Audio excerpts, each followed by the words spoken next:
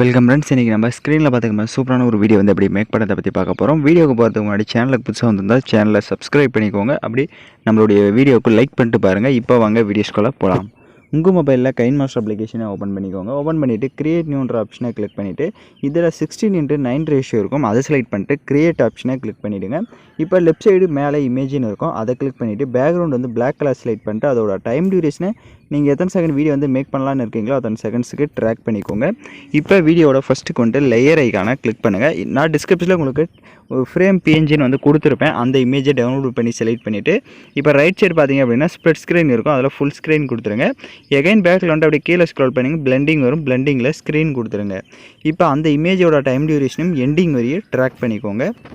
இப்போ எகைன் வீடியோட ஃபஸ்ட்டுக்கு வந்துடுங்க. இப்போ வந்து நம்ம ஃபோட்டோஸ் வந்து ஆட் பண்ணிக்கலாம். ஸோ லேயர் ஐக்கான கிளிக் பண்ணுங்கள். இப்போ நீங்கள் எந்தெந்த ஃபோட்டோஸ்லாம் வச்சு எடிட் பண்ணலான்னு இருக்கீங்களோ ஃபஸ்ட்டு ஒன் ஃபோட்டோவை செலக்ட் பண்ணிக்கோங்க. செலக்ட் பண்ணிட்டு ரைட் சைடு கிராப்பிங் ஆப்ஷன் இருக்கும், அதை கிளிக் பண்ணி ஃபஸ்ட்டு ஃபோட்டோ வந்து செக்யூர் சைஸ்க்கு வந்து கிராப் பண்ணிக்கோங்க. அப்போ தான் நான் வந்து ஃப்ரேமில் வந்து கரெக்டாக செட் பண்ண முடியும். ஸோ கரெக்டாக வந்து செக்யூர் சைஸ் செட் பண்ண வாட்டி இந்த மாதிரி ஃப்ரேம் கிட்ட இந்த மாதிரி செட் பண்ணுங்கள். கரெக்டாக இப்போ ஸ்க்ரீனில் பார்க்குற மாதிரி ஃப்ரேம் கிட்ட இந்த மாதிரி செட் பண்ணிட்டு லெஃப்ட் சைடு 3 டாட்டா கிளிக் பண்ணிட்டு சென்ட் டு பேக் கொடுத்துட்டீங்க அப்படின்னா உங்களுக்கு பேக்கில் போயிடும்.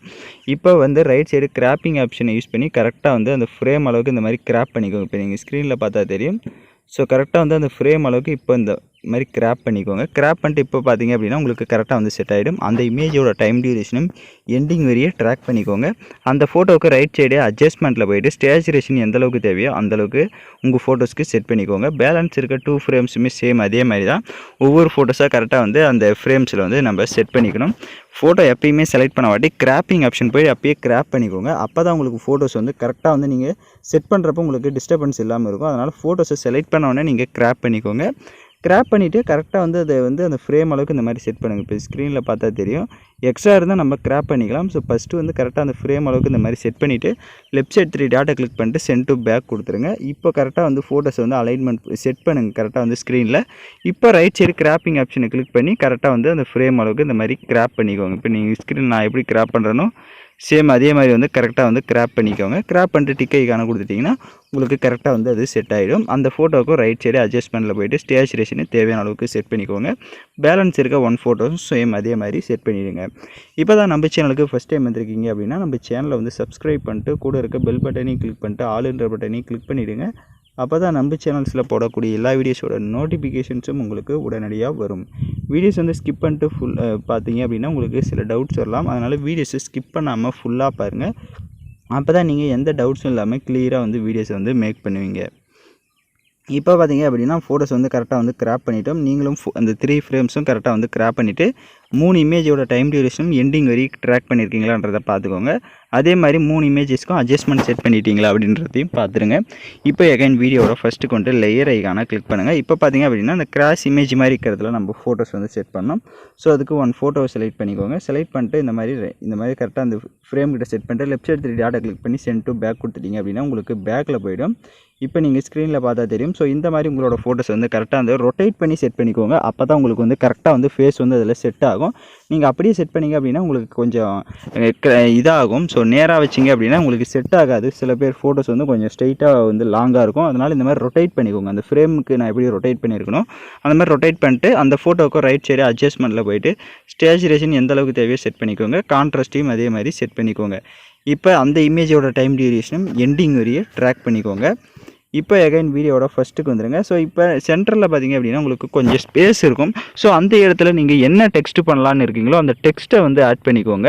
உங்களுக்கு டெக்ஸ்ட்டு வந்து பண்ண தெரியல அப்படின்னா அது வந்து பிக்சல் லேபில் வந்து நம்ம டெக்ஸ்ட்டை வந்து பிஎன்ஜியாக கன்வெர்ட் பண்ணோம். So old version KineMaster use பண்ணுறவங்களா இருந்தால் நீங்கள் நார்மலாக வந்து அப்படியே டெக்ஸ்ட் வந்து இந்த மாதிரி நான் இப்போ செட் பண்ணியிருக்க மாதிரி செட் பண்ணிக்கலாம். அப்படி இல்லை உங்களுக்கு நியூ வெர்ஷனாக இருந்தால் கைன்மாஸ்டரில் ஃபாண்ட் ஒர்க் ஆகாது. அதனால் பிக்சல் லேப் அப்ளிகேஷனை யூஸ் பண்ணி நீங்கள் வந்து ஃபாண்ட்ஸ் வந்து மேக் பண்ணிக்கோங்க.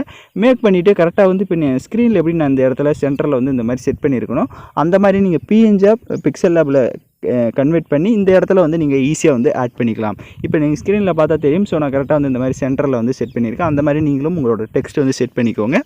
அந்த டெக்ஸ்ட்டுடைய டைம் டியூரேஷன் எண்டிங் வரையே ட்ராக் பண்ணிக்கோங்க. இப்போ வீடியோட ஃபஸ்ட்டுக்கு வந்து லேயர் ஐக்கான கிளிக் பண்ணுங்கள். டிஸ்கிரிப்ஷனில் மியூசிக் பிளேயர் வீடியோவும் கொடுத்துருப்பேன். அதையும் டவுன்லோட் பண்ணி செலக்ட் பண்ணிக்கோங்க. செலக்ட் பண்ணிட்டு அதில் இருக்க ஆடியோவை மியூட் பண்ணிவிடுங்க. இப்போ அப்படியே பேக்கில் வந்துட்டு ரைட் சைடு ஸ்க்ரோல் பண்ணிங்க அப்படின்னா உங்களுக்கு ஃபில்டர்னு ஒரு ஆப்ஷன் இருக்கும். அதை கிளிக் பண்ணுங்கள். அதில் ஃபஸ்ட்டே பேசிக்னு இருக்கும். அதை கிளிக் பண்ணிவிட்டு அதில் BO5ன்ற இதை கொடுத்துக்கோங்க. இப்போ கொடுத்துட்டு பேக்கில் வந்துடுங்க. பேக்கில் வந்துட்டு அப்படியே ரைட் சைடே ஸ்க்ரோல் பண்ணுங்கள். பிளெண்டிங் வரும். பிளெண்டிங்கில் மல்டிபிள் ஆப்ஷனை கொடுத்துக்கோங்க. இப்போ கொடுத்துட்டு அதோட சைஸை வந்து லைட்டாக கம்மி பண்ணிவிட்டு இப்போ ஸ்க்ரீனில் நான் இந்த இடத்துல செட் பண்ணுற மாதிரி இந்த இடத்துல கரெக்டாக வந்து செட் பண்ணிக்கோங்க. இப்போ ஸ்க்ரீனில் பார்த்தா தெரியும். ஸோ இந்த மாதிரி செட் பண்ணிடுங்க. இப்போ எகைன் லேயர் ஐக்கான கிளிக் பண்ணுங்கள். டிஸ்கிரிப்ஷனில் ஹார்ட் எஃபெக்ட் வீடியோவும் கொடுத்துருப்பேன். அந்த வீடியோவும் டவுன்லோட் பண்ணி செலக்ட் பண்ணிக்கோங்க. அதில் இருக்க ஆடியோவை மியூட் பண்ணிவிடுங்க. இப்போ அப்படியே பேக்கில் வந்துட்டு ரைட் சைடு ஸ்க்ரோல் பண்ணுங்கள். ஸ்ப்ளிட் ஸ்க்ரீன் இருக்கும். அதில் ஃபுல் ஸ்க்ரீன் கொடுத்துட்டு எகைன் பேக்கில் வந்துட்டு அப்படியே கீழே ஸ்க்ரோல் பண்ணுங்கள். பிளெண்டிங்கில் மல்டிபிள் ஆப்ஷனை கொடுத்துக்கோங்க. இப்போ நம்ம சாங்ஸை வந்து ஆட் பண்ணிக்கலாம். நான் யூஸ் பண்ணுற சாங்கோட லிங்க் டிஸ்கிரிப்ஷனில் வீடியோவாக கொடுத்துருப்பேன். அந்த வீடியோவில் இருக்க ஆடியோ தனியாக எடுக்கணும்னா அந்த வீடியோவை செலக்ட் பண்ணிவிட்டு அப்படியே ரைட் சைடே ஸ்க்ரோல் பண்ணுங்கள். எக்ஸ்ட்ரா ஆடியோன்னு இருக்கும். அதை கொடுத்துட்டிங்கன்னா வீடியோவில் இருக்க ஆடியோ தனியாக வந்துடும். இப்போ அந்த வீடியோவை லெஃப்ட் சைடு டெலீட் ஆப்ஷனை கிளிக் பண்ணி டெலீட் பண்ணிக்கோங்க. இப்போ நம்ம வீடியோ வந்து ஃபுல்லாக கம்ப்ளீட் பண்ணியாச்சு. இப்போ வீடியோவை ப்ளே பண்ணி பார்க்கலாம். இப்போ பார்த்தீங்கன்னா வீடியோஸ் வந்து சூப்பராக வந்து நம்ம மேக் பண்ணியாச்சு. இப்போ வீடியோவை எக்ஸ்போர்ட் பண்ணிக்கலாம். ஓகே ஃப்ரெண்ட்ஸ், இந்த வீடியோ பிடிச்சிருந்தா லைக் பண்ணுங்கள், ஷேர் பண்ணுங்கள், சப்ஸ்கிரைப் பண்ணிட்டு கூட இருக்க பெல் பட்டனை கிளிக் பண்ணிவிடுங்க. அப்போ தான் நம்ம சேனல்ஸில் போகிற எல்லா வீடியோஸோட நோட்டிஃபிகேஷன்ஸும் உங்களுக்கு உடனடியாக வரும்.